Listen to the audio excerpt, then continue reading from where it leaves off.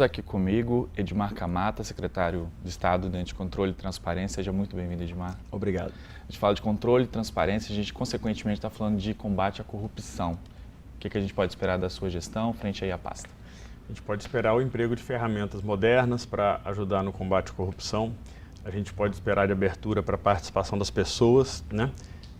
E pode esperar também uma boa utilização da lei anticorrupção, que é uma lei que está fazendo 5 anos e tem um potencial muito grande de permitir o combate à corrupção antes que ele se torne viral, antes que a corrupção se torne endêmica, né?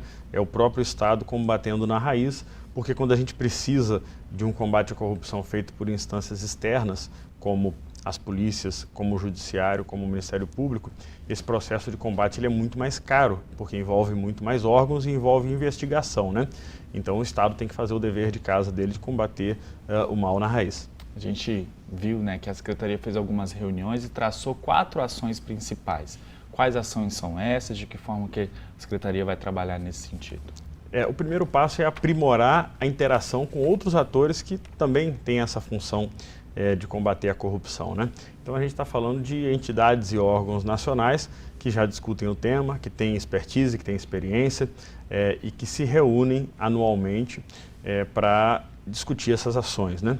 Essas ações elas são discutidas em 14 grandes áreas, né? Por uma questão de economia de recursos também, o Estado não vai mandar servidores para esses encontros presenciais nas 14 áreas, né? A gente escolheu 4 áreas que são estratégicas para atuar e as outras áreas a gente vai fazer um acompanhamento eletrônico, né, de como as discussões vão se dar. Entre as principais áreas nós temos a elevação da transparência e aí vem a busca de ferramentas que permitam ao Estado ser transparente de uma forma mais viva para o cidadão, principalmente porque o Estado caiu, né, no ano de 2018 de primeiro lugar no ranking de transparência para 14º, né? Então nós temos um dever de casa bem grande e bem importante, né? Uma questão que também traz muita preocupação em nível nacional é que os estados consigam fazer um acompanhamento patrimonial do patrimônio dos servidores públicos. Como é que é esse controle? Hoje ele funciona de forma muito incipiente, de forma muito inicial ainda, quase que escassa, né? A ideia é que sejam formados grandes bancos de dados com informações de evolução patrimonial, utilizando até mesmo as próprias declarações de imposto de renda, de forma que você não tenha que ficar fiscalizando cada servidor, mas que a gente tenha alertas sendo gerados a partir do momento que houver esse patrimônio, ele se descasa da renda que o servidor tem do próprio Estado, né? Falou também da participação da população, né? Qual é o canal, como é que a população pode participar ou se informar ou tomar mesmo o combate à corrupção e achar aí um mecanismo para também participar dessa batalha? Hoje a gente tem uma avaliação que é feita do Estado, de todos os estados, com base em conceitos formados pela Controladoria Geral da União, que é a CGU, né? Esse ranking ele avaliou o Estado em 2018 mais uma vez, foi quando o Estado caiu de primeiro para 14º no ranking, né? Então assim, o primeiro caminho é buscar a excelência, voltar a ser excelência em transparência, né? Para isso estão sendo discutidos subtemas e principalmente entender que o cidadão é alguém que busca informações específicas. Quais são essas principais informações, né? Como que a transparência pode ser útil para o cidadão? Ele quer saber da linha de ônibus que passa na rua dele, né? Ele quer saber o atendimento no hospital, qual horário que ele pode ir, uma marcação de consulta, né? Então, identificar como que o processo de transparência pode entrar nas várias secretarias e órgãos do Estado e sair de lá de uma forma comunicável para o cidadão. Entender o que o cidadão precisa. Não adianta a gente colocar planilhas e mais planilhas nos portais de transparência, se aquilo ali não se transforma para o cidadão numa experiência útil, né? E essa experiência útil que se busca, né? Como que o Estado pode usar a transparência como ferramenta de melhoria do serviço público. A gente falou aqui, né, da fiscalização dos agentes públicos e dos gastos, da participação e a importância da participação da população. Também tem um papel muito importante das empresas e o que ajuda aí a monitorar, né, a conduta dessas empresas é a lei anticorrupção, que nessa semana completou 5 anos, mais de 50 empresas já foram aí investigadas, só nessa semana 10. qual a importância dessa lei e por que essas empresas estão sendo investigadas? É importante a gente entender que quando a gente vê uma operação Lava Jato, por exemplo, a gente está vendo um caminho que é muito caro para o Estado, mas é necessário, que é o combate à corrupção, né? Durante muito tempo a gente não via essas operações, sentia falta e via a corrupção acontecendo.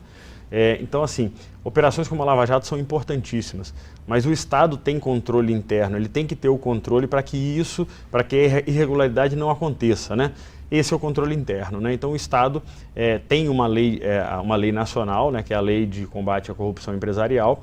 Essa lei ela pode ser altamente eficaz para se criar um ambiente limpo de contratação no poder público.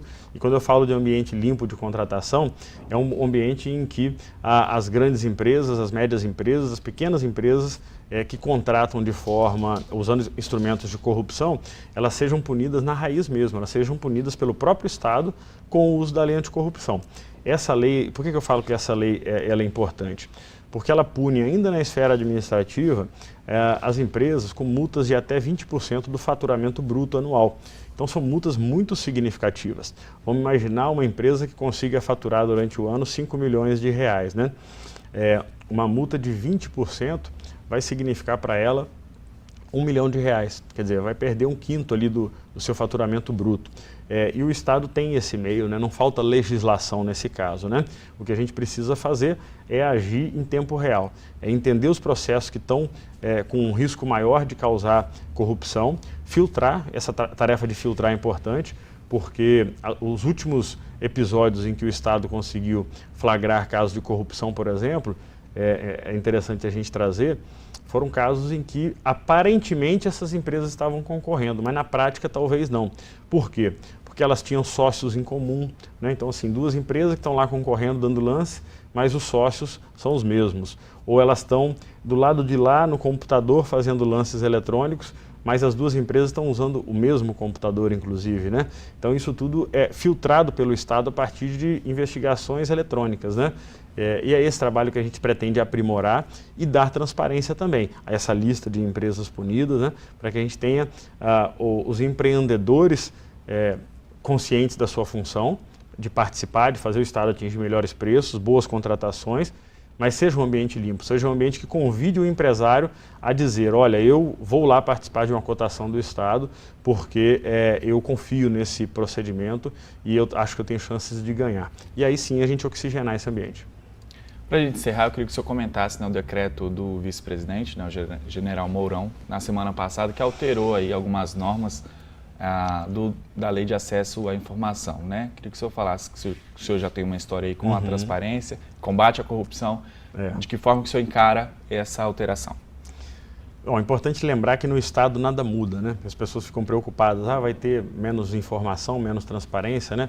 O Estado não pretende mudar o seu decreto, né? Com relação ao decreto federal, é importante lembrar, assim, que a própria lei ela já traz as hipóteses em que a competência para dar sigilo ela pode ser delegada para quem está mais abaixo na esfera pública, né? Que foi um pouco do que o decreto fez. De um modo geral, é claro que a gente diz que o interessante é que não se mexa nesses instrumentos, é que a gente tenha a possibilidade de colocar sigilo em documentos só para as autoridades mais altas, que são aquelas que vão ter que discutir isso, né? A partir do momento que o sigilo possa ser colocado por servidores comissionados, que amanhã não vão estar lá no órgão para responder, realmente traz alguma preocupação. Mas no Espírito Santo nada muda, né? A gente tem a prioridade aqui realmente é aumentar o nível de transparência, né? E que as secretarias também tenham essa preocupação no dia a dia, uma conversa pessoal particular com cada gestor, para que ele descubra o que existe de informação útil que hoje está a quatro paredes, mas que pode trazer um diferencial para o cidadão. Dilma Mata, muito obrigado, secretário aqui de Controle e Transparência do Estado. Muito obrigado. Eu que agradeço.